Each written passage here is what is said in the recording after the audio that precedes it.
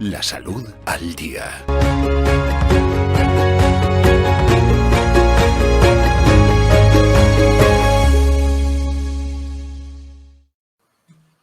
Tiempo ya para hablar de nutrición y lo hacemos con nuestro experto, con Iván Tardón. Iván, buenos días. Buenos días, Álvaro. ¿Qué tal? ¿Cómo ha ido la semana? Bien, pues como siempre, trabajando y bueno, sin descanso.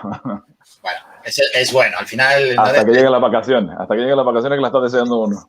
Sí, ¿verdad? Al final, esas últimas semanas se van haciendo un poco largas.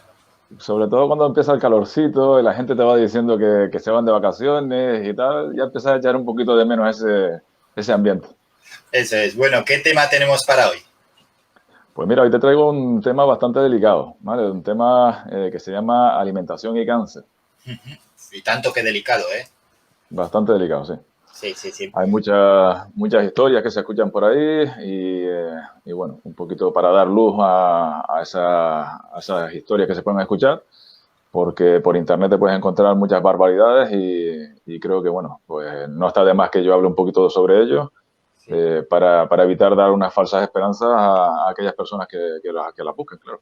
Eso es, hablar de lo que son evidencias científicas y por supuesto desmentir mitos e incluso barbaridades, como has dicho. Sí, porque hay mucha gente que al final se aprovechan de ello y claro, la desesperación de la gente pues en este tipo de enfermedades pues lógicamente lleva a que haya gente que quiera vivir del engaño. Ya, eso es terrible, ojo.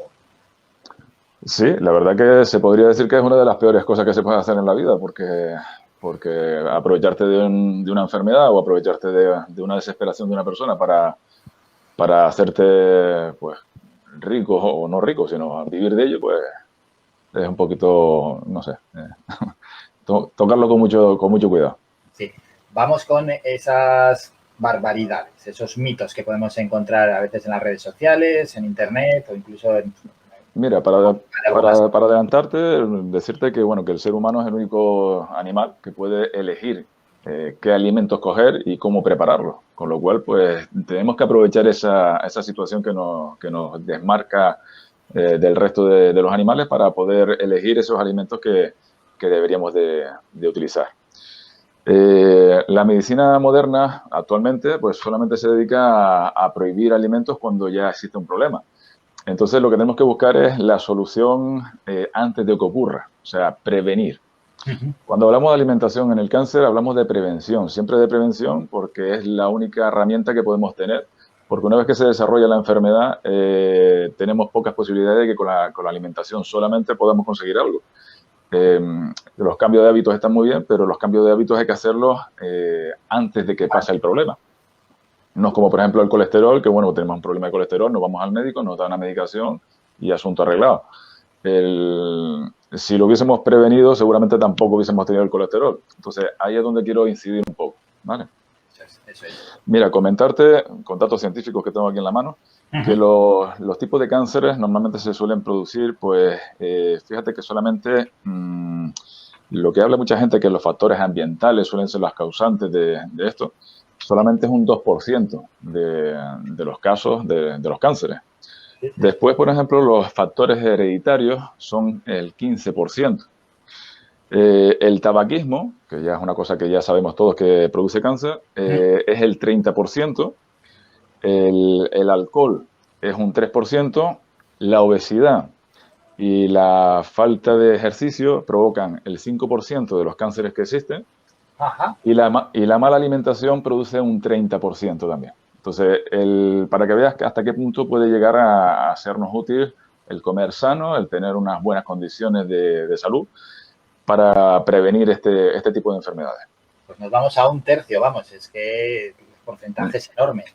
Sí, bueno, es un porcentaje bastante alto, aunque después, por ejemplo, los factores hereditarios también mandan, pero es un 30%, con lo cual, pues bueno, podemos hacer algo. Sí, es que está en nuestra mano. Lo hereditario no está en nuestra mano, pero en este caso la alimentación sí. Vale, pues decirte que lo ideal en la alimentación, por ejemplo, tenemos que las verduras crudas producen hasta un 87% de probabilidades de evitar los riesgos de cánceres, ¿vale? Hasta el 87% dentro de ese 30%. Lo que son las frutas, un 64%. Para que veas que podemos utilizar algunas cositas, ¿vale? Sí, sí, sí, sí. Entre esos alimentos tenemos las crucíferas. Las crucíferas son esos alimentos que son derivados de la col, la coliflor, las coles de Bruselas, el brócoli. Ese tipo de cosas, ese tipo de alimentos son bastante potentes contra algunos tipos de cánceres. Por ejemplo, el de vejiga, que produce hasta un 50% menos. El cáncer de mama puede producir hasta un 40% menos. Pulmón, el colon, estómago, próstata. O sea, te estoy hablando con datos que he ido sacando de libros de nutrición y de alimentación de cáncer, ¿vale? Sí, sí, sí. Para comerlos o para evitar esos riesgos deberíamos estar comiendo aproximadamente entre 3 y 5 veces por semana, o sea, casi que todos los días. Y eso no lo hace nadie. Realmente comemos crucíferas una vez a la semana y si nos acordamos y poco más. Pues sí, cierto. Hay mucha gente que ni siquiera les gusta este tipo de alimentos, como los brócolis o la coliflor, que ni lo tocan. El ajo, que tiene tanta fama para evitar gripes y ese tipo de cosas, también nos puede ayudar a reducir el de esófago, el de estómago, el de colon, el de próstata, y hasta incluso podemos intentar luchar contra la leucemia. Todo esto, te digo, a nivel preventivo. La cebolla, pues el estómago, y la soja, que es tiene ahí una doble cara. Si somos propensos a tener algún tipo de cáncer hereditario, de mama o de próstata, conviene evitar las grandes dosis.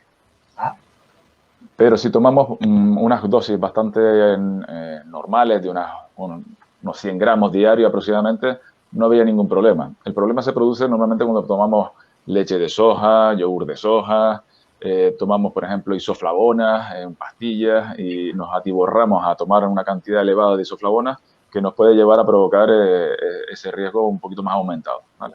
Sí, entonces, como preventivo...